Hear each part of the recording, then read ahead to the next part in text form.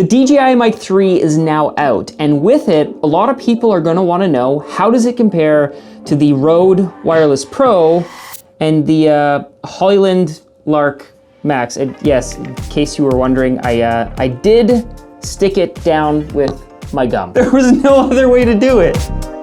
So for the first part of this video, you're gonna be listening to the Hollyland Lark Max 2. I guess I really shouldn't be chewing gum during a video. I'll just save that for later. Then I'll switch to the Rode and the DJI so that you can decide for yourself which one you think sounds better. The number of companies now making wireless mics is actually getting out of hand. Like, I'm losing track, and this is kind of my job. So the reason I chose these three is because I would say they are the leaders in the space. And of the three leaders, these are like the flagship models. So the Rode Wireless Pro, the Hollyland Lark Max, and the DJI Mini 3. Although, I will say, did I just call them the Mini 3s? I realized I just called them the Mini 3s. They're not actually mini, they're just the 3s. It's just the 3 now happens to be mini in comparison to the 2s, which if I hold these side by side, you'll get a pretty good idea of how small they are. But there's the 2, there's the 3. You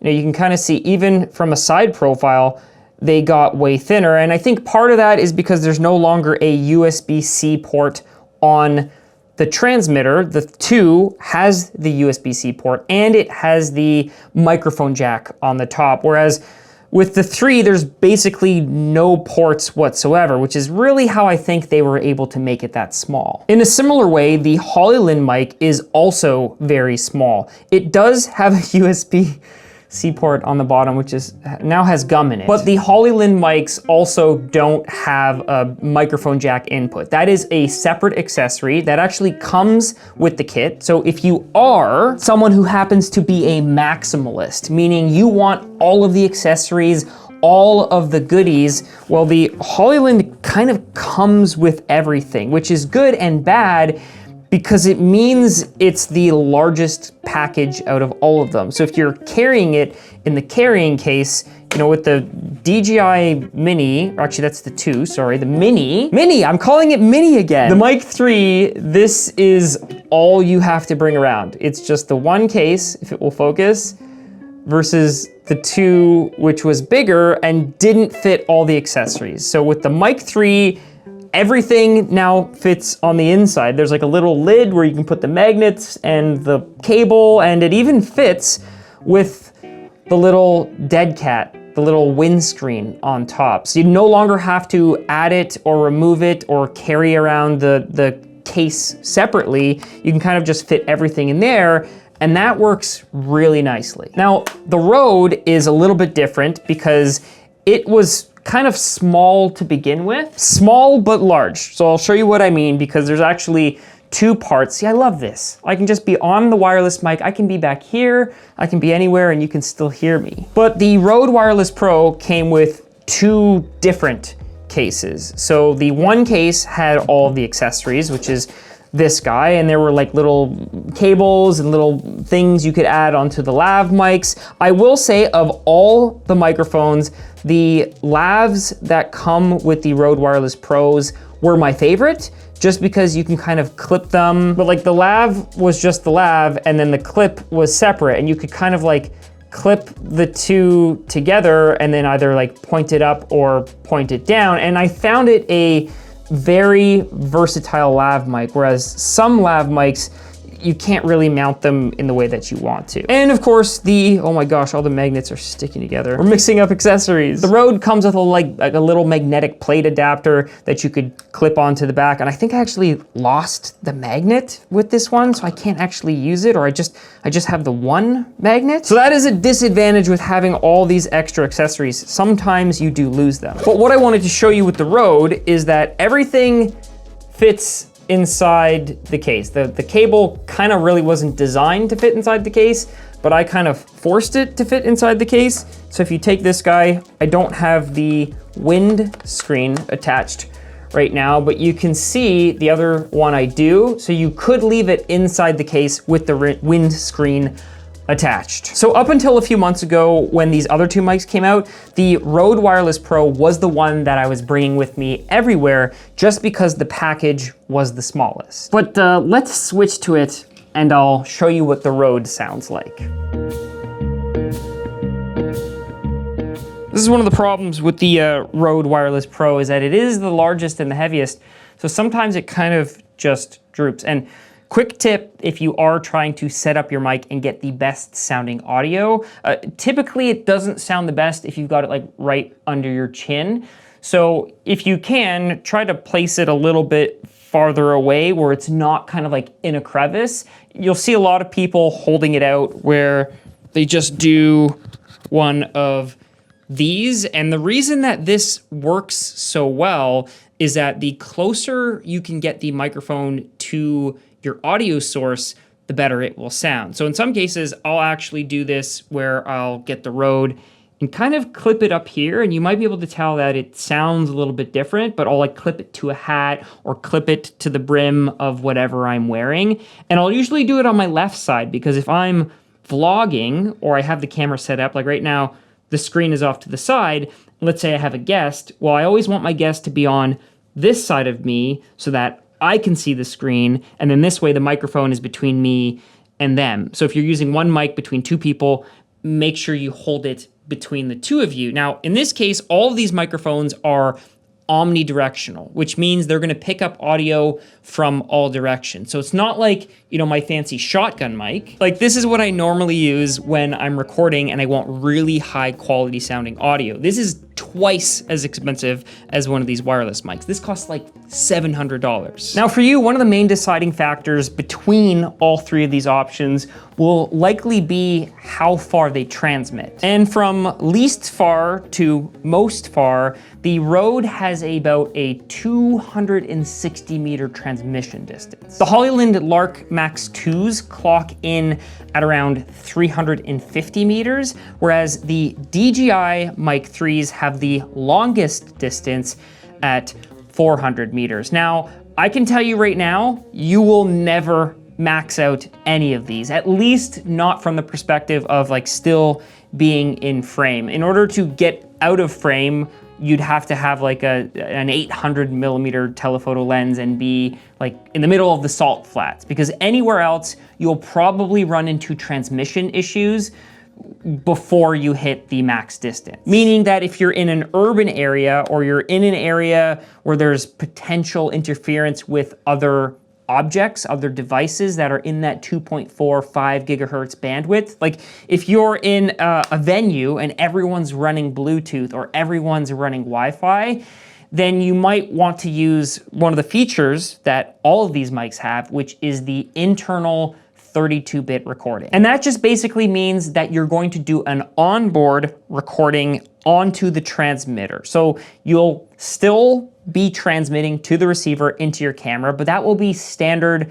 regular audio that you're capturing on the device itself with 32-bit float in case you talk really loud or you have a loud noise. Like recently, I needed some audio from the Corvette that I was filming, and it's difficult for me to place microphones, but I actually took this and mounted it onto the one of the engine wires so that I could get engine noises for the Hasselblad video that I did. I also took the Hollyland mic, and because the little clip is kind of just firm and built in and like whatever clasps down really firm, I took this guy. I tried to mount it to the license plate, but just ended up taping it because I didn't want it falling off. Now, the DJI mics, which I think we'll switch to right now.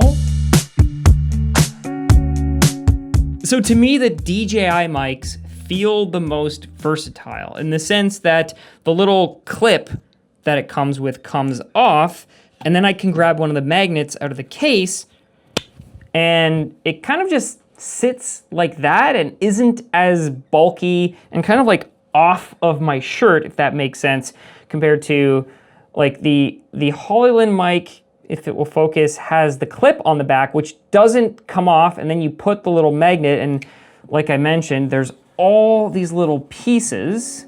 Oh, there it goes, proving my point. But the Hollyland mic comes with a rubber backer and then a magnet, and so you have to take both of these, put one on the back of this. Why, I don't know. I guess you don't really need it, or do you need it? Yeah, I do need it because the little piece is plastic. So it doesn't work without this little rubber bit. And then you put it in, and so there's all these extra steps that need to be done in order to go from in the case to like on you or on your subject that you're recording. Also, it doesn't fit inside the case with the little rubber attachment. So if I try to take it just as is and go like that, it just won't close. So you can't cheat the system the way you can with the Rode or the way you can with the DJI that is actually just designed to have everything in like the go state. So you pull it out, it's got the windsock on it, it's got the clip on it. You can actually take the clip off and take the magnet and keep the magnet on and then put that back in the case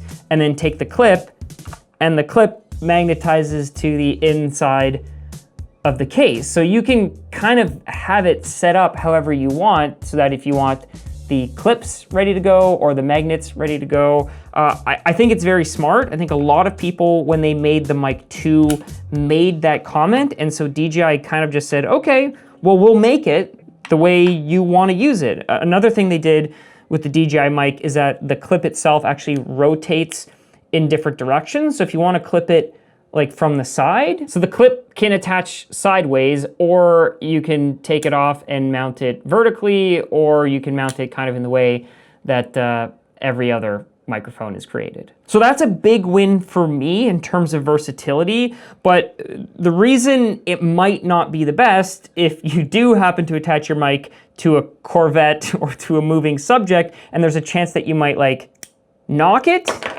you know, it doesn't take a ton of pressure. It's a solid magnet. Like, I'm not gonna accidentally bump it off now, but if you are in a situation that's maybe like, okay, if it falls off, like I'm gonna lose it in the ocean or on the road or wherever, you might actually wanna consider one of the other mics. Or just tape it on to whatever it is that you're filming. And I keep dropping all of these accessories. So another criteria you might be interested in is battery life. So I had to double check the numbers to be sure, and I'll throw them on the screen over here, but the Hollyland is the best with 11 hours of runtime, the Rode is the worst, and the DJI kind of sits somewhere in between. And you can also see how many times you can recharge them. Now, the DJI has a voice EQ tone setting, and in the other clips I was using the warm tone because I tend to like it a little bit better, but now in this clip I'm using the normal setting, which you might notice it now sounds more like the other mics, but it's kind of cool that you can change that.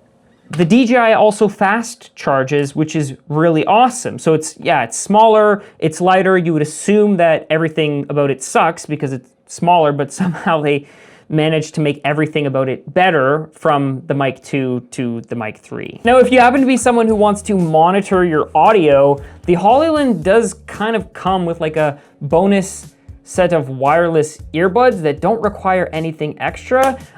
I will say that up until today, I have always carried a pair of wireless earbuds in my backpack. So whether or not that's of value to you, I'll let you decide for yourself. Price-wise though, the Hollyland is the cheapest, and if I have the numbers correct, I am recording this the day before the DJI goes live. I believe the Rode is the most expensive, and then the DJI sits somewhere in between, but you can check out all the links down in the description.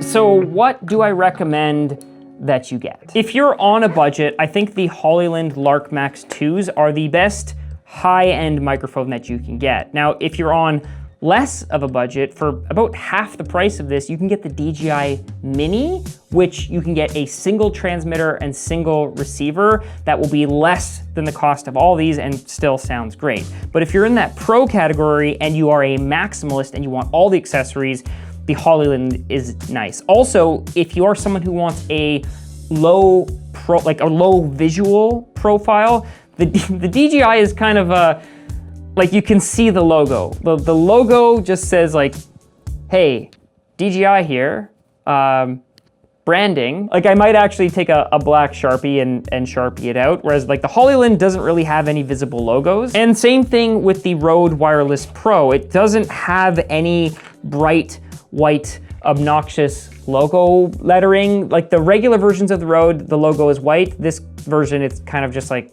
Focus, focus. This version is just grayed out, which is one of the reasons why I've literally used this, I think, for like the last 2 years since it came out. So you can actually go back and watch a ton of my videos for a better idea of what the Rode sounds like. And my last couple of YouTube videos have all been recorded on the Hollyland mic. I actually just kind of clipped it on the inside of my shirt. And so in this video, I really wanted to demo what the DJI sounds like. Now, the DJI has some EQ settings on it. And for this video, I've been using like the rich setting, which in my opinion makes it sound more like the Rode, which across all three has my favorite sounding audio. Although the DJI is now basically equivalent to the point where I'm probably gonna be switching to this. But if one of these microphones sounded better to you, let me know down in the description. I think we all have our preferences and probably will lean towards one or the other depending on the features that are offered. So let me know. Check out those links down in the description, and until the next one, grab a camera. And my gum. I got my gum back. Until the next one, grab your camera, get out, and go shoot photos.